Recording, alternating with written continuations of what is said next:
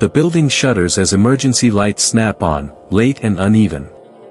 Outside the glass, the sky looks wrong, flat, dim, unfinished, like someone stopped rendering the day halfway through.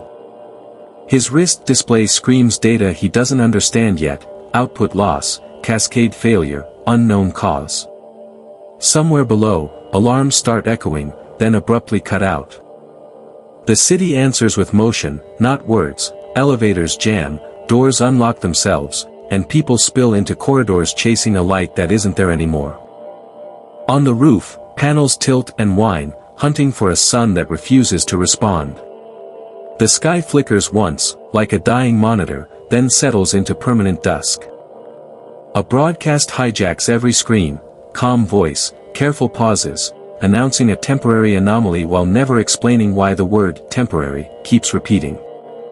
Street level turns into a mirror of fear, shutters half closed, kiosks rebooting endlessly, people arguing with machines that won't answer back. The thin man checks the sky again, certain he missed something obvious. Instead, another star winks out, too fast to be coincidence. Power holds, for now. The promise of "for now" sends everyone running in the same direction. A map flashes onto his display, unrequested, tagged with a single message: survive today, then come here. The sender's identity is already wiped. He leaves without explaining, because explanations feel heavier than supplies. Behind him, the market lights dim by a measurable fraction. The service alley smells like oil and wet concrete. Footsteps follow, then accelerate, then stop right behind him. Impact erases time. When awareness crawls back, his leg burns and the city sounds farther away, like it's already leaving him behind. 12 hours vanish. The sky doesn't change at all, which is somehow worse than darkness. The woman waits at his door with a packed bag and no patience left. She doesn't ask what happened, she asks where they're going. Traffic freezes into a single, endless decision. Engines hum uselessly while the horizon grows dimmer by the minute. When she steps out, he considers leaving. The thought lasts exactly as long as it takes the crowd to surround the car. Night settles without ceremony.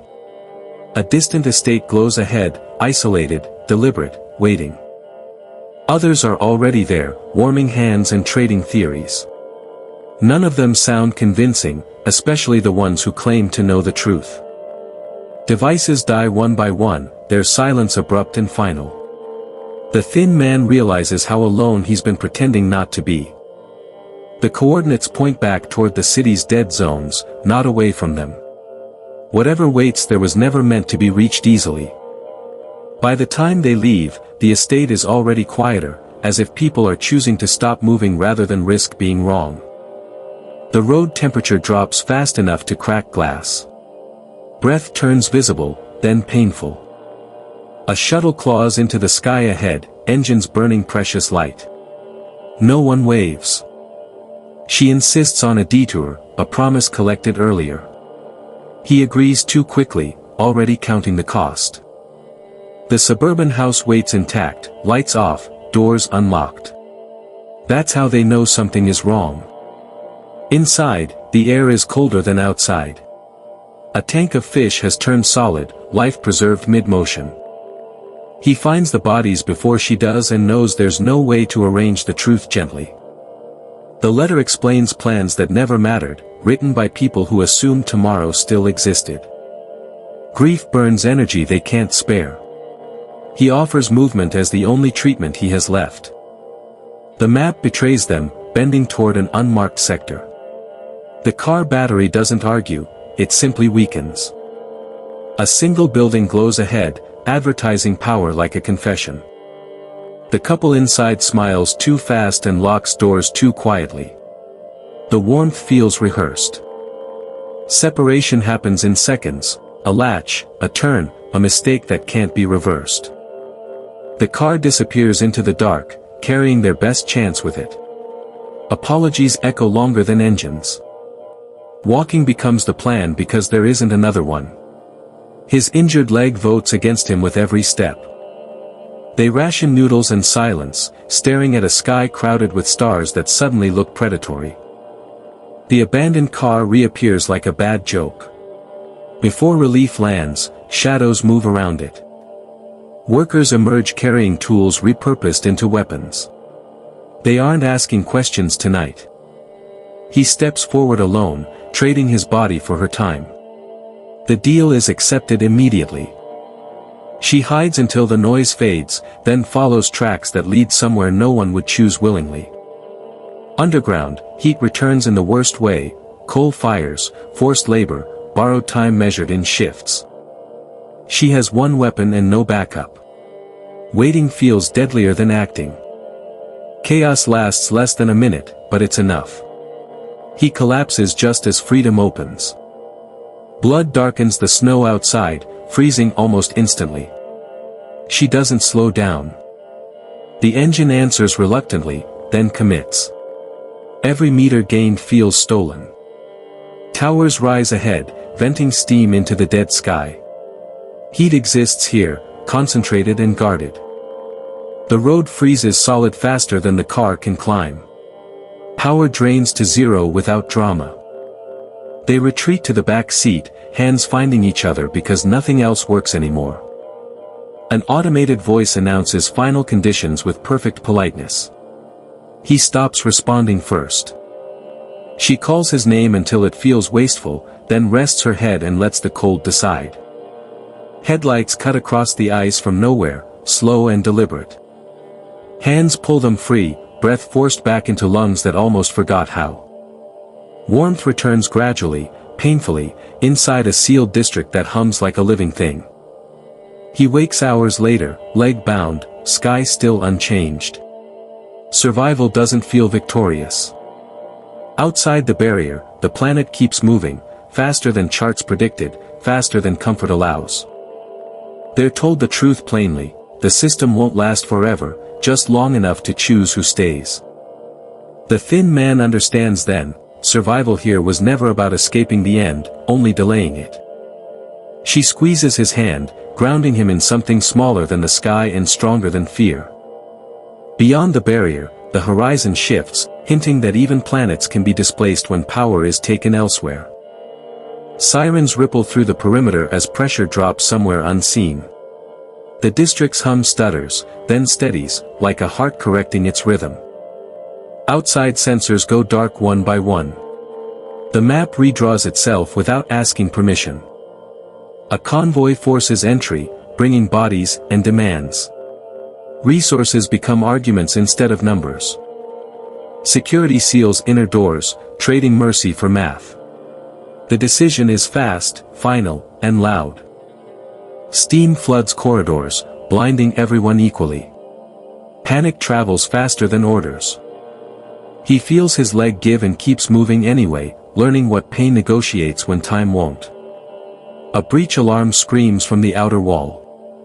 The sky beyond looks closer than before. They reach a control spine labeled temporary. Nothing here feels temporary anymore. Power can be rerouted, not increased. Saving one section means freezing another. Volunteers don't step forward.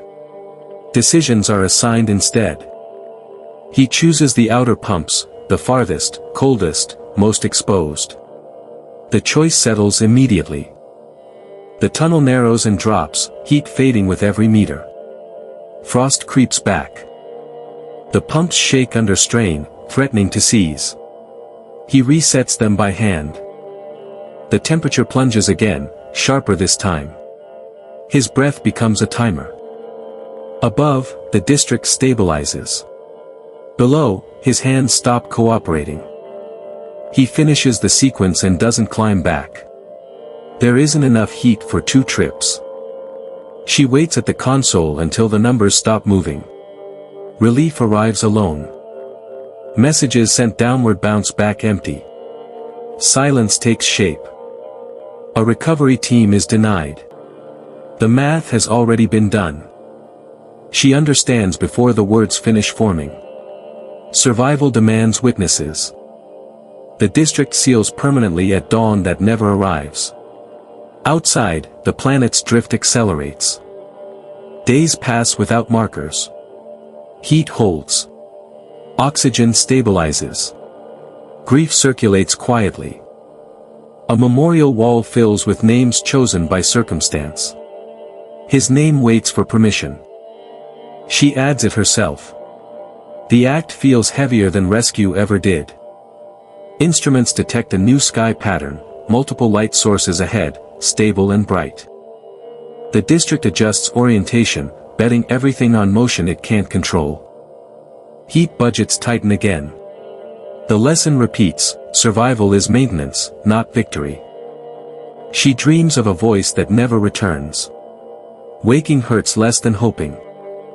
Outside cameras finally brighten. Light appears as 3 distant points, steady. The planet enters a warmer band. Ice retreats in stages, revealing scars. The district survives the crossing. The cost remains unpaid in memory. She takes on maintenance duty, learning the pumps by sound.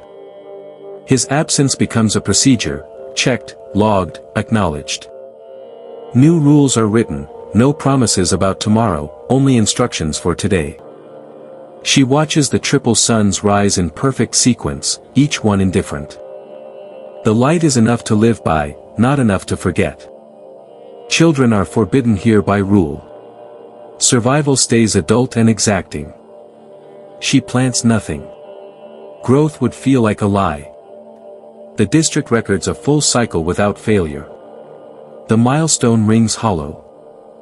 Outside, the old sky is gone for good. Inside, systems breathe evenly. She returns once more to the memorial, reading the names aloud. His name anchors the list, a reminder of how heat is earned. The pumps hum below, steady and unthanked. The district opens observation hours to the suns, controlled and brief. She steps into the light and counts to 10. It's enough. Alarms remain silent. Silence becomes trust. The planet settles into its new path, irreversible and real. She takes first watch willingly, because someone always must. The old promise dies quietly, tomorrow is not guaranteed. A new one replaces it, smaller and survivable, keep the heat alive. She logs the pumps by hand, honoring the work that saved them. Outside cameras dim as shutters close. Inside, warmth holds. The district sleeps in shifts, practiced and calm. She dreams without voices now. Morning never comes, but light returns on schedule. Survival becomes routine, and routine becomes life. She keeps moving, because stopping would be a choice she can't afford. The suns hold steady. The pumps answer back. The cost is paid in maintenance, memory, and heat. The world survives, not because it was saved, but because someone stayed behind to keep it warm.